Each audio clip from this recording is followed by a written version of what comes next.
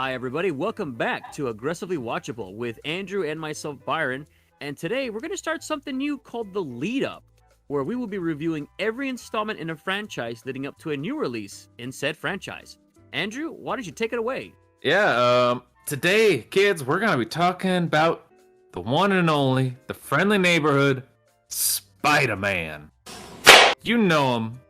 You love him. Byron, you love him. I love Spider-Man. My favorite superhero of all time. Nice. I love him too. He's near and dear. I think he's a cool guy. You know who doesn't love Spider-Man? Yes, ladies and gentlemen, we are talking about Venom today. Arguably the most iconic villain in Spider-Man's rogues gallery.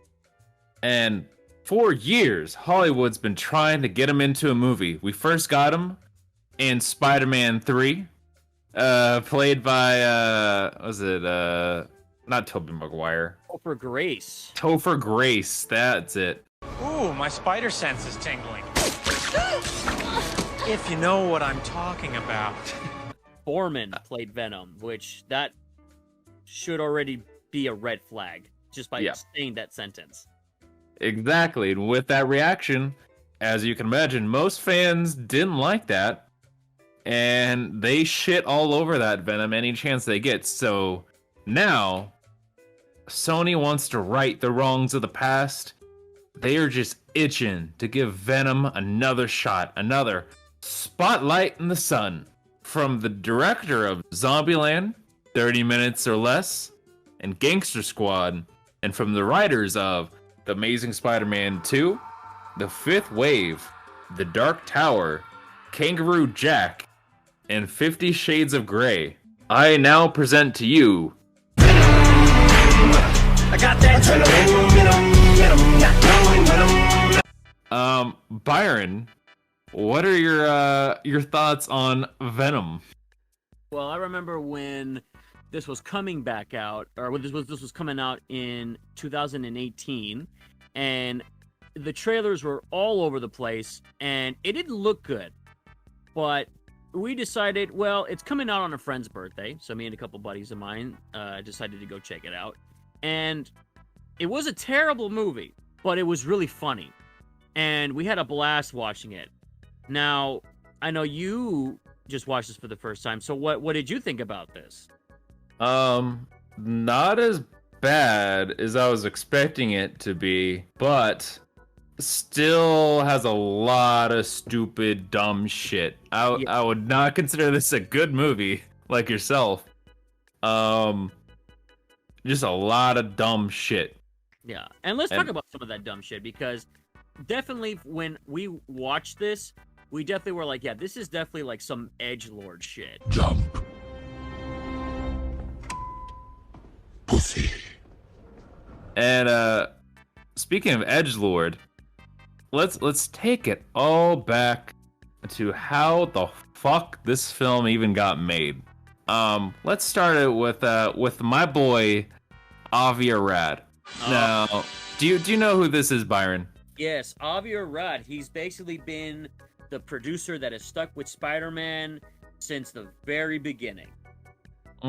He is, yeah, exactly that. He was once a producer over at Marvel. Like, he even produced the first Iron Man. Everything else, like all the Marvel movies before that, he was a part of. Like, he did Daredevil, he did the Hulk, he did Punisher, Elektra, Fantastic Four, Ghost Rider, yada, yada, yada. And now, he's been over at Sony ever since, and basically he's been in charge of all the Spider-Man movies, or anything connected to Spider-Man, he's there. Now, keep also in mind, this bitch has a chip on his shoulder, because he is famously pissed off by the fact that no one gives him credit for helping start the MCU and getting it to where it is today. Yes, that all the glory goes to usually Jon Favreau or Kevin Feige. Those are the two ones that are given all the credit. So now you have Avi Arad, who sees all of that glory go to them, and he's like, It should have been me, not him! It's not fair! Now, I'm gonna make you, like, put my name with a shared universe.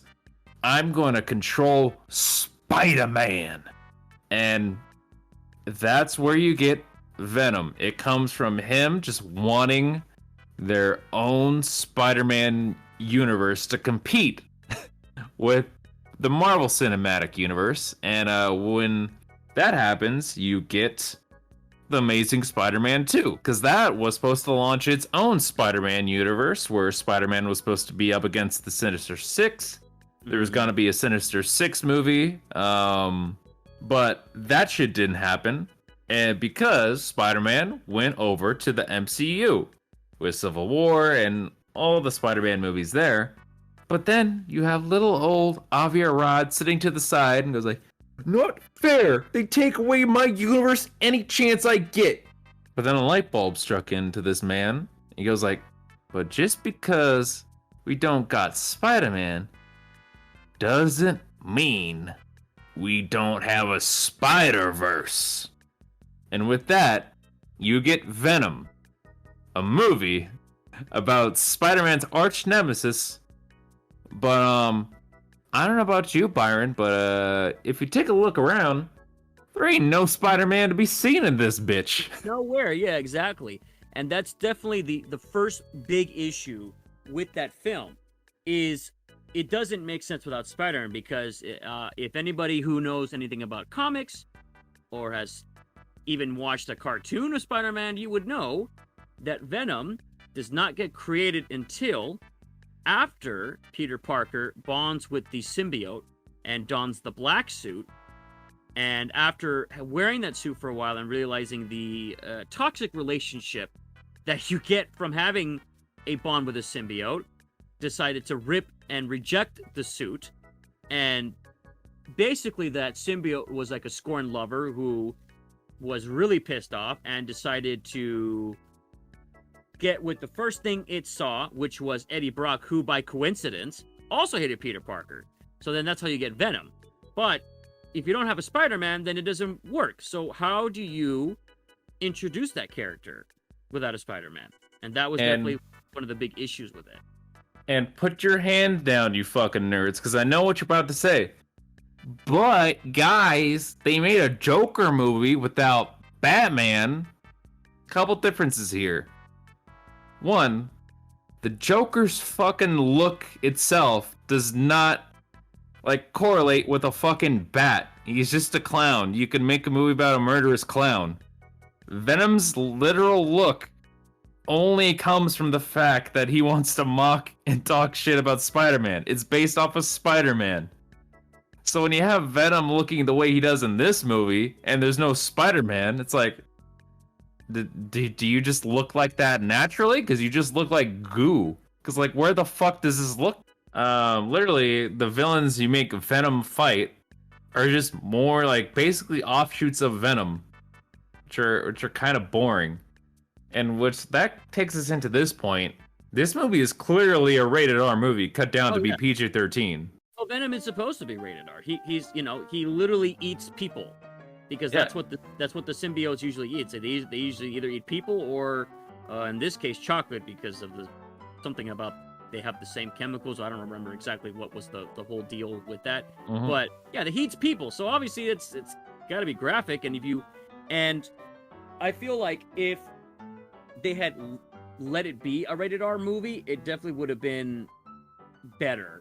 But yeah, like, keep in mind, when this movie came out, like, both Deadpools were released, as well as Logan. Like, history has shown to that point that you can have a rated R, like, comic book movie and still be successful. And, like, why they do that, I don't know. Maybe it's because, like, now, like, I get to say that I can take my fucking baby to see Venom now. Like, I mean, like, I don't know. It's so weird, because you have, like, the Venoms, multiple characters say that, like, oh my god, Venom literally just bit off someone's head. Oh no. I just bit that guy's head off. And it's like, did he? I didn't see shit. Like, I would have liked to have seen it. that would have been really cool. It would have been like, ooh, that's crazy. But I mean, you don't see it, so yeah, it's kind of like well, I guess I'll have to take your word for it. Then you have like other scenes where like characters are being sliced by like blades created by like the symbiotes, and like it's clearly like supposed to be like disembowelments and shit like that, but it's always like cut right before like the impact happens. They basically do like the the Power Rangers way of dealing with carnage or violence, is where they just get like knocked out, even if they get hit with a blade or they get shot with a gun or punched really hard. And there's no blood, there's no cracked ribs, there's no anything. They just get flown into a wall, and they're like, oh.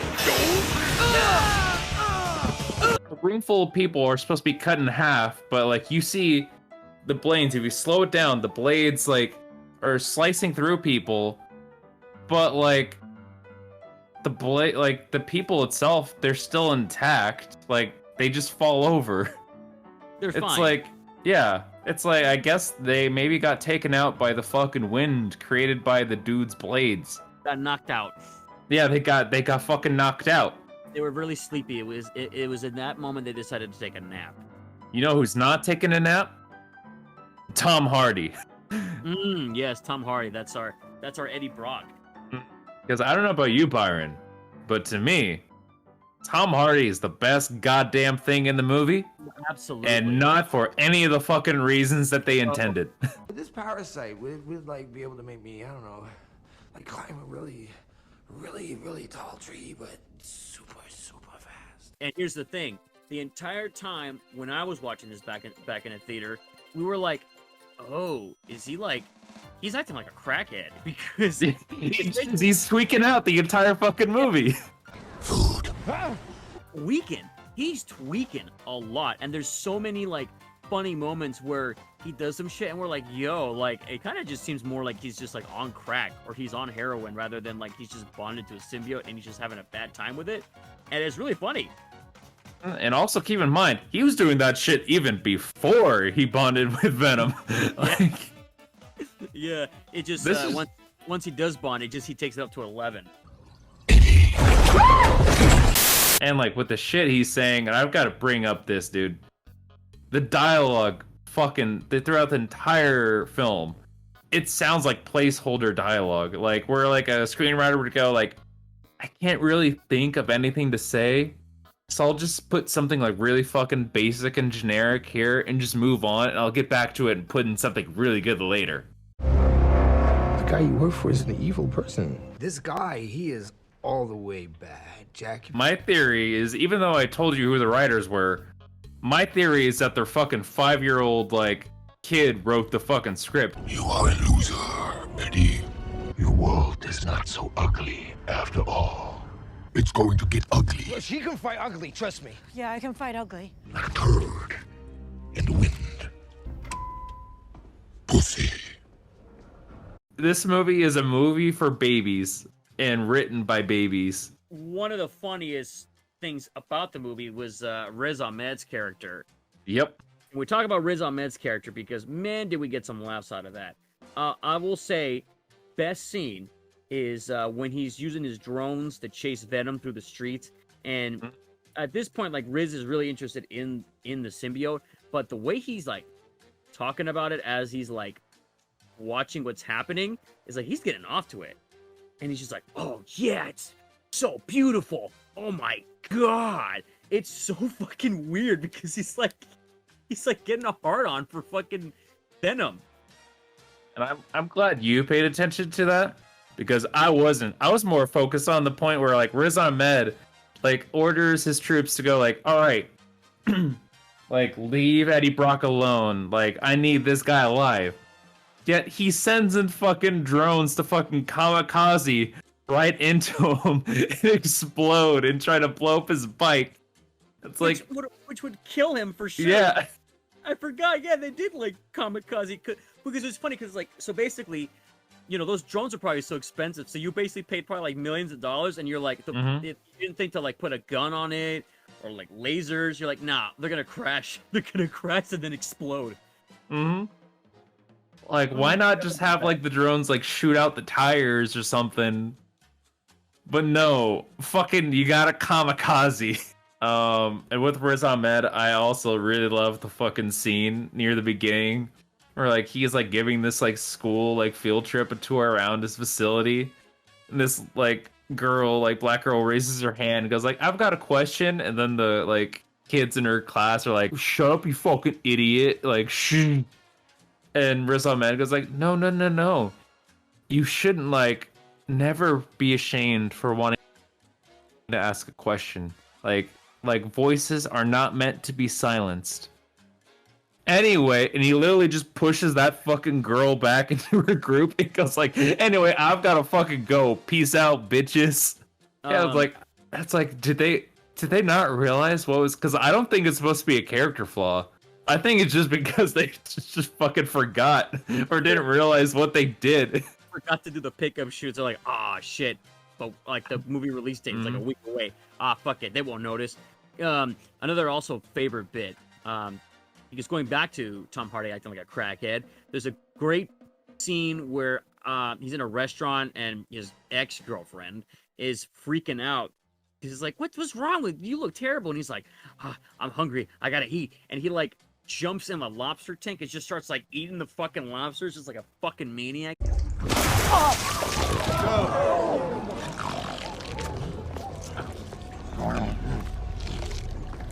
Hey. It's stuff like that just, God, that just makes it so memorable. Because you're like, because you have to think to yourself, like, what the fuck were they thinking when they were coming up with that? What was Tom thinking when he had to go and eat a fucking, like, fake lobster or whatever? Like, well, I guess, like, that's the shit that he loves. Because apparently, if you don't know, Tom Hardy's on record saying that, like, his favorite things in the movie are not in the movie because, like, a good, like, 40 minutes worth of material were like cut last minute. What was your favorite scene to film? Oh, there's scenes that aren't in this movie. Mad puppeteering scenes, like dark, like comedy scenes. You know what I mean? That just never made it. You know, like that are just pure. Yeah, but that's for me. That's what's in terms of you enjoyed filming them. Doesn't mean that they were any good. Is what you're saying? Is that what you're saying? That they weren't no good? Sometimes, well, if they didn't make it into the film, it's probably they weren't any good, bro. I hate to break it to you.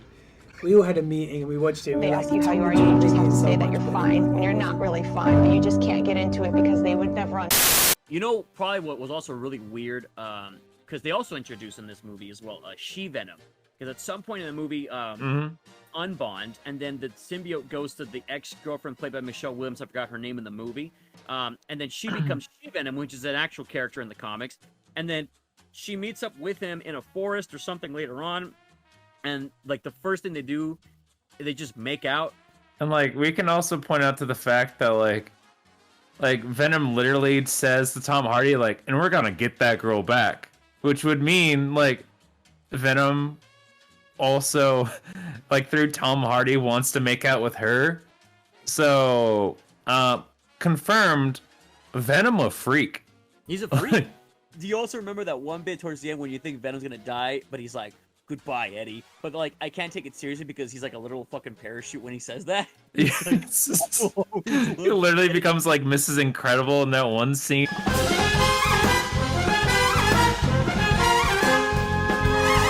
Let's talk about that fucking post-credit scene. Oh, man. Setting up for the sequel. Oh, Venom, Let There Be Carnage, where he meets Cletus Cassidy, which is going to be played by Woody Harrelson. And if anybody knows Carnage or Cletus Cassidy in the comics, he's a redhead, but you know, the way they did it in this post-credit scene was they gave him a fucking fro, like he had like a Ronald McDonald wig, and it's just like, I've always been a fan of Carnage. There's gonna be carnage.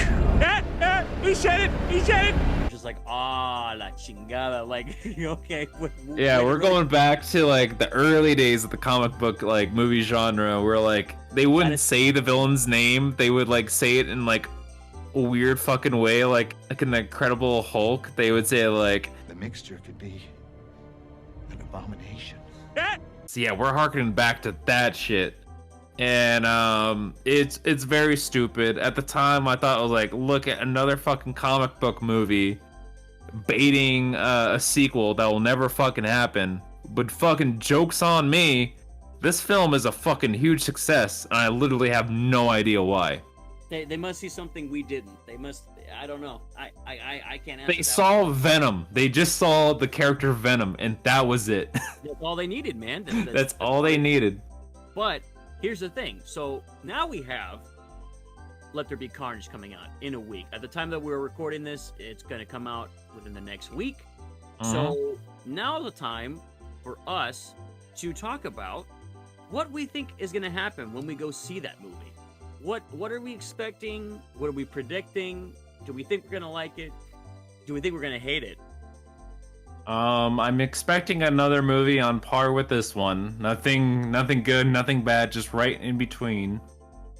And I'm expecting an end credit scene to force a connection to the MCU. Those are all my expectations, because I literally, Because I it just like, I about- don't give a shit. Again, this is going to be a PG-13 rating, so I'm going to expect that it's not going to reach its full potential. Yep.